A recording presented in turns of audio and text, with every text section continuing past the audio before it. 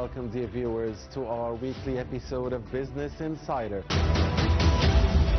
where together we'll scan the latest here in Egypt, the region, and across the globe.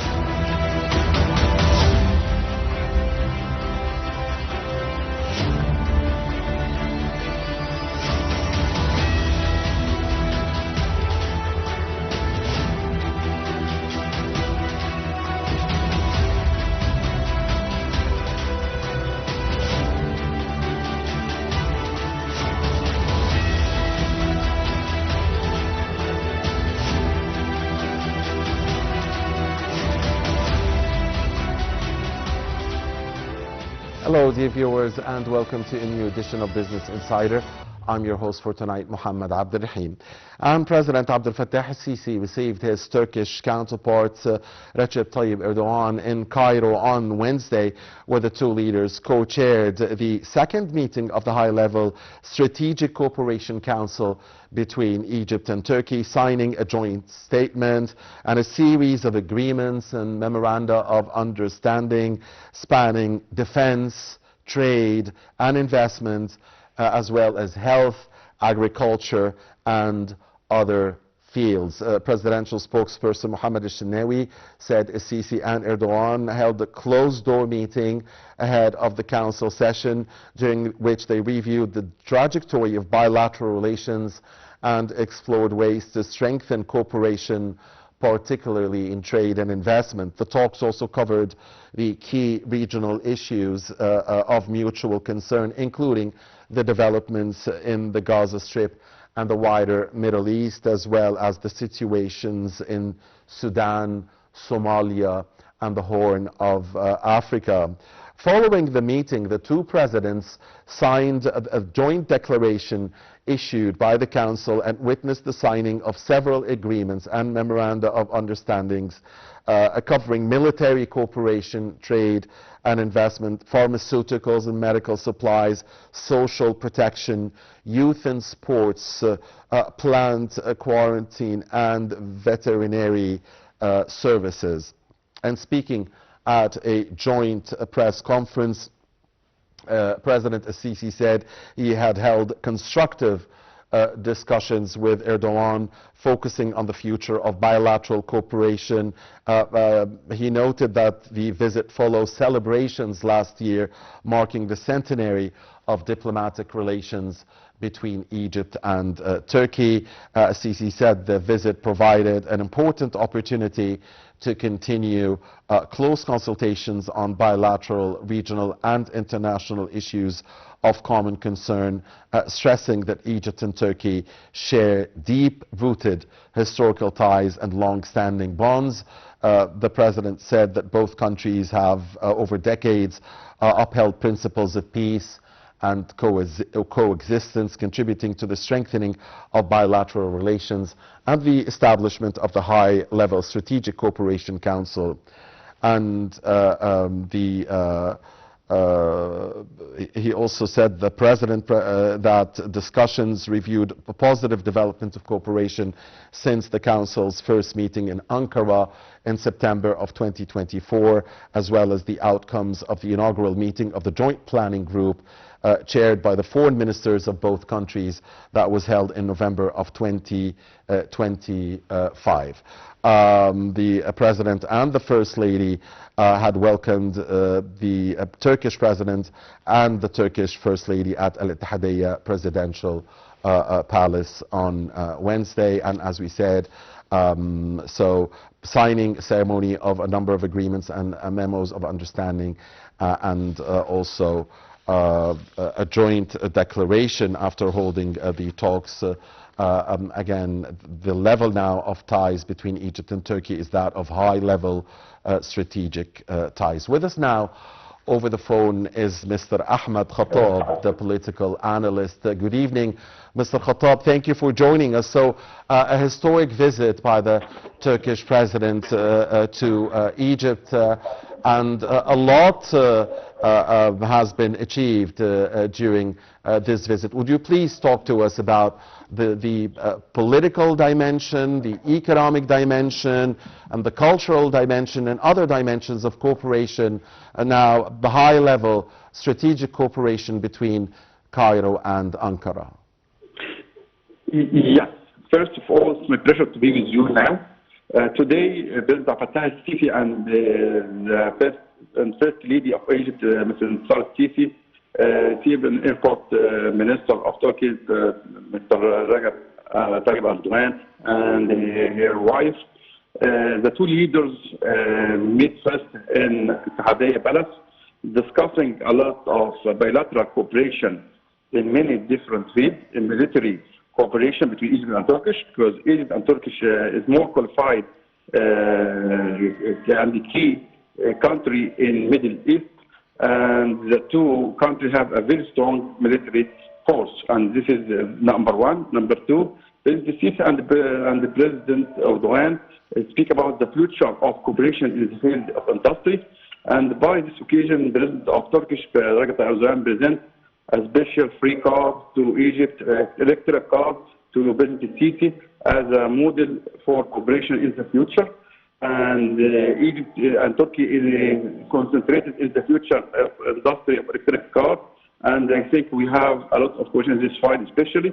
And also in the field of agriculture, in the field of health care, and field of education. The field of education is very important also between the two countries, because the two countries have ancient Egyptian civilization and they have strong education file, and especially Egypt after launching the new Egyptian museum.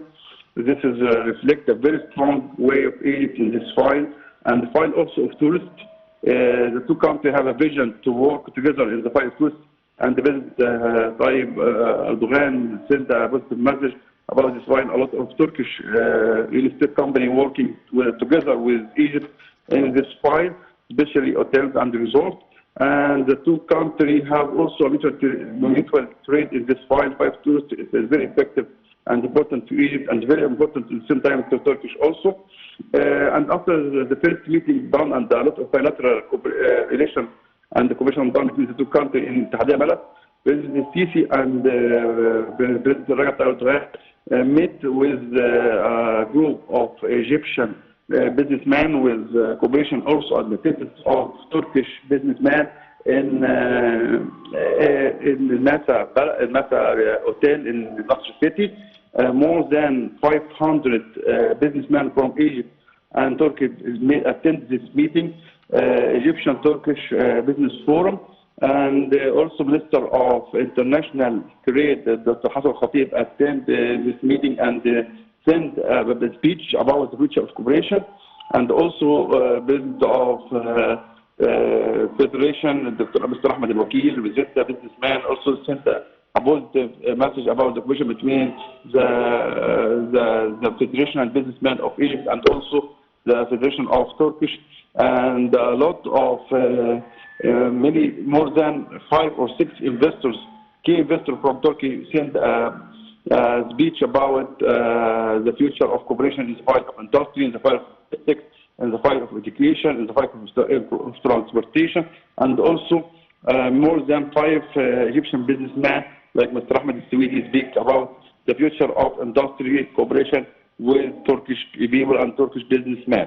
By the way, yes. I'm attending this business forum today, and the B2B meeting also between the businessmen from Egypt and businessmen from Turkey, also discussing and making exchange of business cards in order to cooperate in the future together. And the Minister Recep Tayyip Erdogan invites President Sisi and all the Egyptian businessmen in the coming business conference in Ankara at the end of 2026.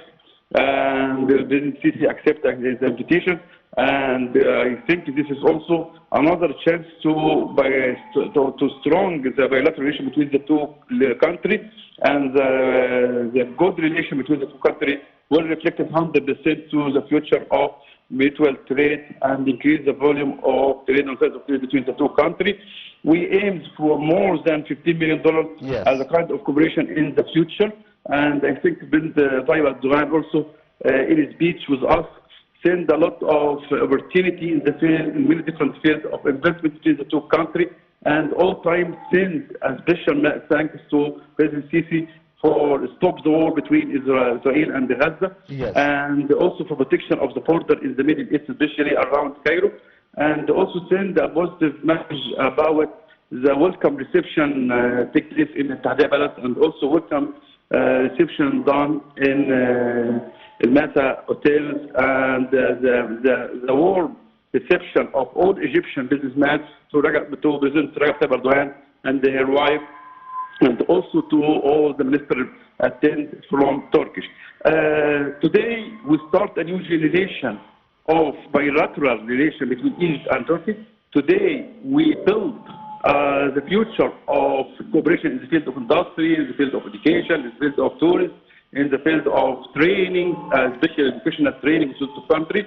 Today we approve a lot of memorandum of understanding, and I think we will start after this visit in the field of car industry, especially electric car industry, and also the two leaders speak about the logistics area located in New Suez Corridor and New Suez Canal Logistics Area at the Economic Zone, and also chairman of the Economic Zone sent a wonderful speech about the future operation in the soil with Turkey, and also the free trade area president speak about how come we can maximize the export of raw material and the final goods and services to Turkey, and some of the food industry in Egypt speak about the future of export of fresh food and many different kinds of foods to Turkey. And in the same time, also the president of the American Council of American Council Chamber also attend in this panel, and attend a wonderful panel about the future of cooperation between Egypt and all Turkish companies in many different fields. The two sides, business from Egypt and business from Turkish today, built a wonderful relation. This wonderful relation will reflect 100% to a future cooperation between the two countries. Yes, well, Mr. Ahmed Khattab, thank you very much for your comprehensive, really, wrap-up of this summit meeting between Presidents Sisi and Erdogan, as the Turkish president visited Cairo on Wednesday, and the two presidents agreed to elevate the trade deals and trade volume to at least $15 billion. That's from $9 billion. They also talked about cooperation in many fields. They discussed issues of mutual concern in the region, Gaza, top of which, and others, and also they discussed military cooperation and investment and trade cooperation, and signed a number of deals and memorandums of understanding. And surely this is a historic visit, and we'll have more here on Nile TV International on President Erdogan's visit to Cairo and his meeting with President Sisi, and the fact that Egypt and Turkey have now elevated their relationship to the level of high strategic partnership. All right, so that was segment one here on Business Insider. Now in segment two, we'll be talking about the role of a specific African organization called CEDAW, and CEDAW is an organization that is affiliated with the African Union Commission, and its role is to have contacts with the African diaspora, with the African migrants around the world, and how can these Africans living outside of the continent help in shaping the continent's future and in helping its development. Let's watch a report about the topic first, and then when we come back, we'll continue discussion about that topic. As Africa undergoes rapid economic and social transformation, Africans in the diaspora are increasingly recognized as vital contributors to the continent's development. Representing a significant human and economic resource, diaspora communities play a central role in supporting growth across African countries. Financial remittances from Africans living abroad directly strengthen national economies, support small and medium-sized enterprises, and improve living standards for millions of households. These inflows have become a stable and essential source of development financing in many countries. Beyond financial contributions, the African diaspora facilitates the transfer of expertise, knowledge, and technology gained in the host countries. This exchange enhances the performance of key sectors including education, healthcare, entrepreneurship, and the digital economy, helping to build local capacity and foster innovation. Africans abroad also contribute to attracting foreign investment and expanding international cooperation. Through their professional networks and positions of influence, they help open new avenues for economic partnerships and cross-border collaboration. Recognizing this growing role, many African governments are strengthening institutional framework to engage the diaspora through targeted initiatives, policy participation, voluntary return programs, and investment incentives. Experts stress that unlocking the full potential of the diaspora requires supportive legislation and clear, sustainable engagement mechanisms to advance inclusive and long-term development across the continent. All right, and with us now live from Addis Ababa, capital of Ethiopia, is Ambassador Amr Jowaily, and he is the director of CEDAW at the African Union Commission. A very good evening to you, Mr. Ambassador. Thank you very much. Of course, Ambassador Jowaily is an Egyptian ambassador and an assistant foreign minister. Thank you very much, Ambassador Jowaily, for joining us. First of all, could you introduce us to CEDAW and the mission of the organization and the vision of the organization which you head, sir?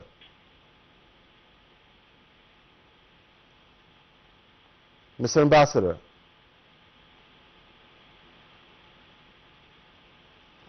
Hello? Yes, Ambassador Jowaily, are you with us? Yes, Mr. Mohammed, I'm with you.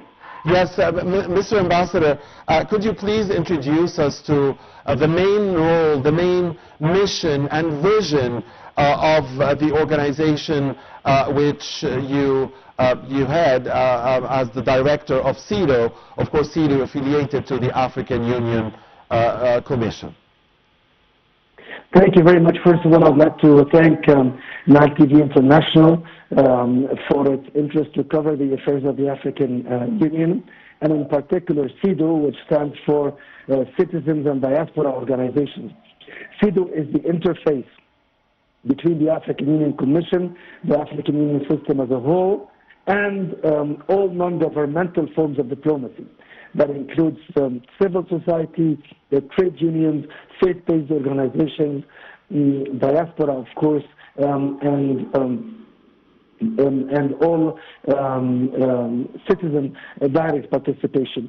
So it is what we call the new form of diplomacy, or multi-stakeholder diplomacy, that gets the African Union closer to the people, closer to public audiences, and I'm very honored to be heading this directorate for now 6 months almost.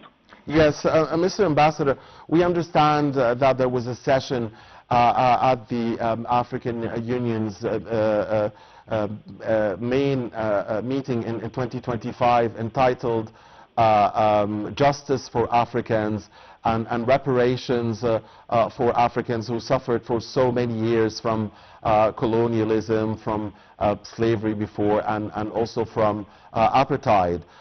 Could you tell us about that 2025 meeting and that file, the reparations file and the Justice for Africans file? Indeed, the Assembly of the African Union, which is the meeting of the Union at the level of heads of states and government, when they met in February 2025, that's almost a year ago, yes, they designated the 2025 as the year of justice for Africans and people of African descent through reparations.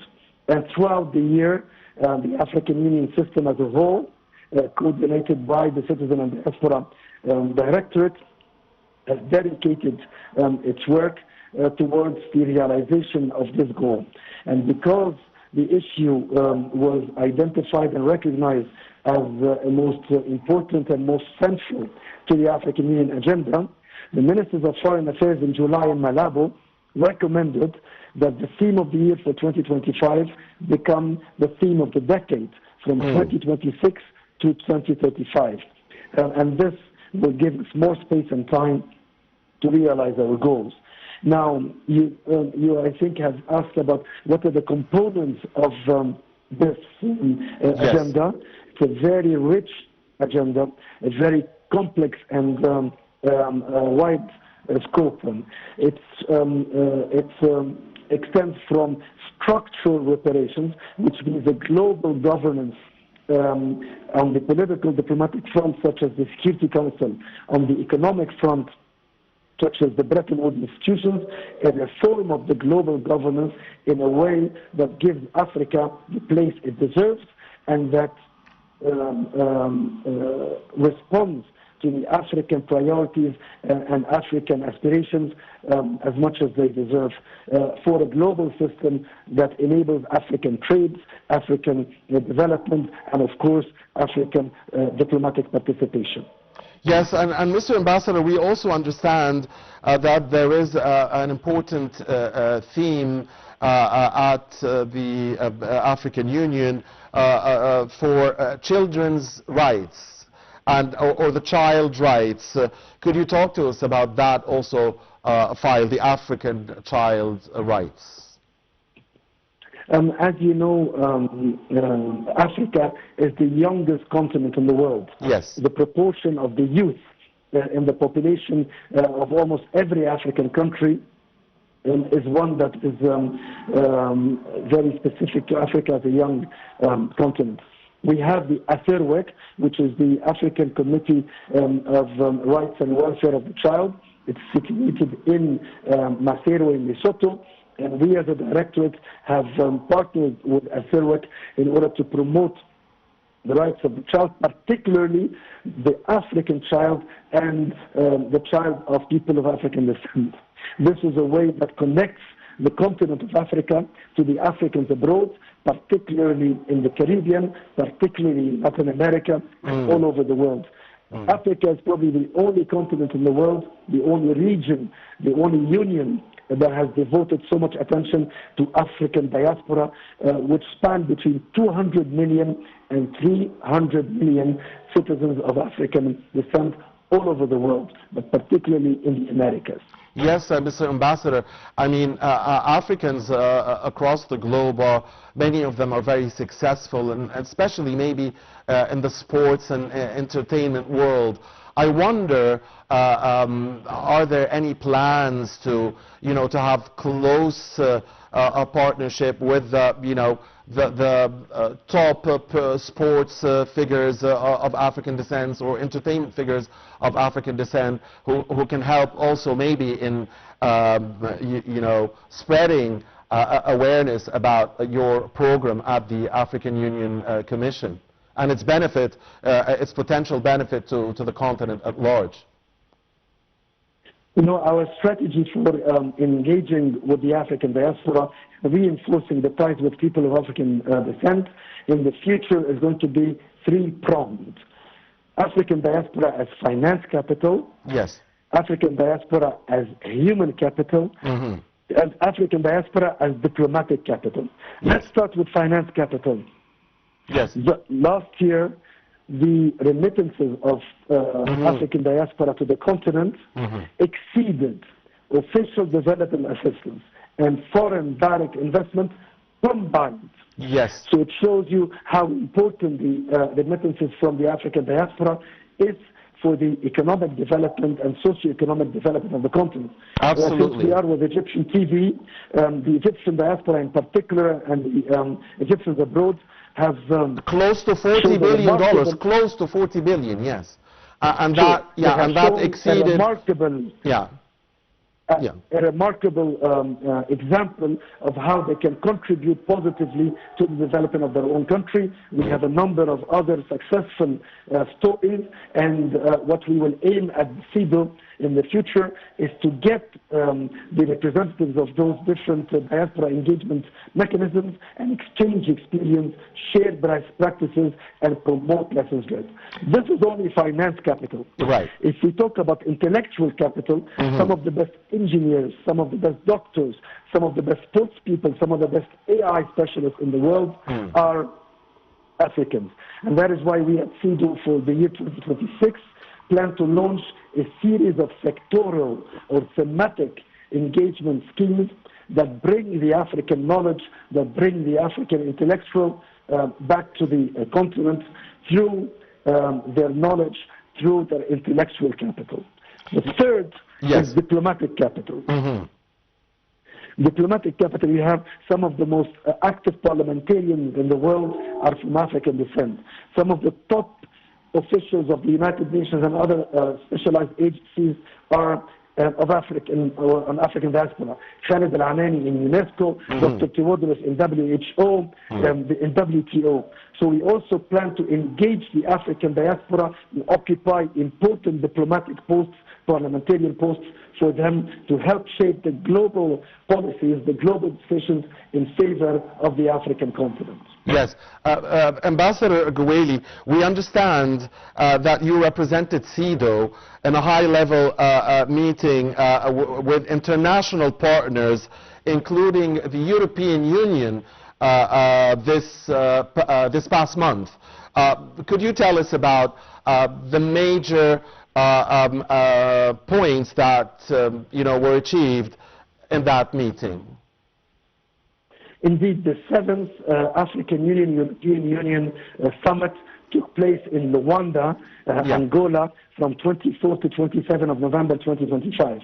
And the final declaration recognizes the important contribution that people of African descent have brought to the relations between Africa and Europe, and in all fields, in culture, in economics, and elsewhere, and also recognizes the moral debt that is owed to Africa for the actually tragic historical crimes that it suffered from the transatlantic slave trade, colonialism, and apartheid. So we consider this as a solid base for empowering the role of Africans and Africans abroad to bring the two continents closer. The European Union is an important partner to Africa, to the African Union, and I have just had a meeting with a large EU delegation a few days ago, and we plan to actually launch a series of activities that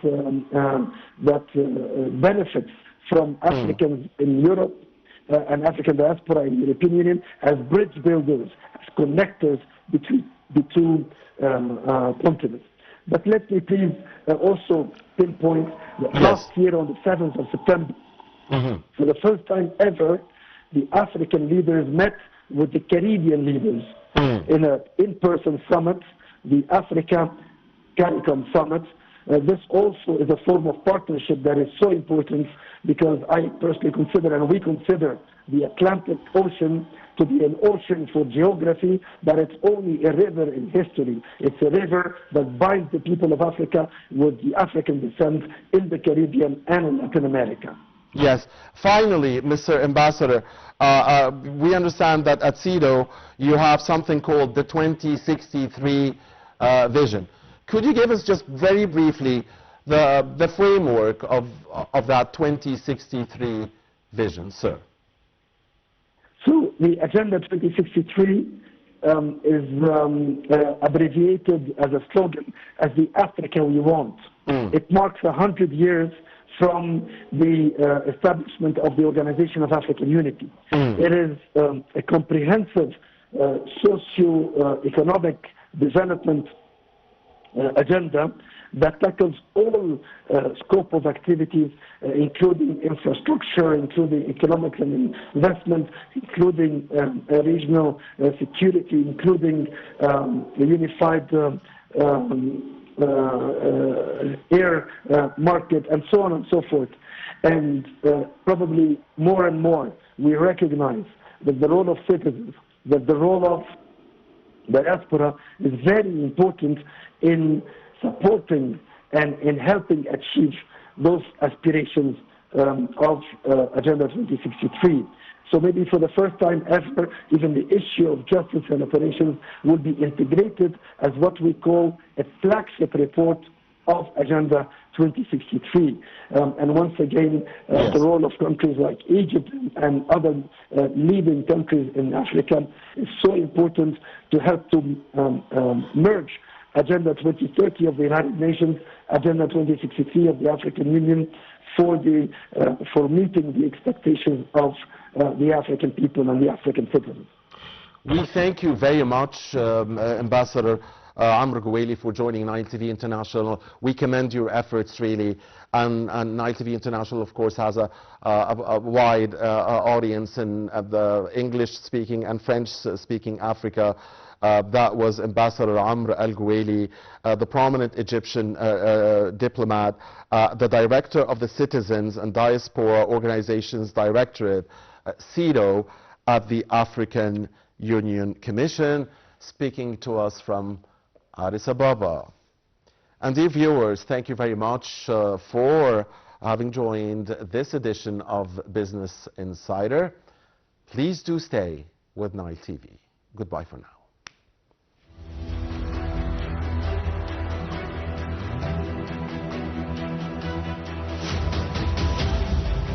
Hello and welcome, dear viewers, to our weekly episode of Business Insider, where together we'll scan the latest here in Egypt, the region, and across the globe.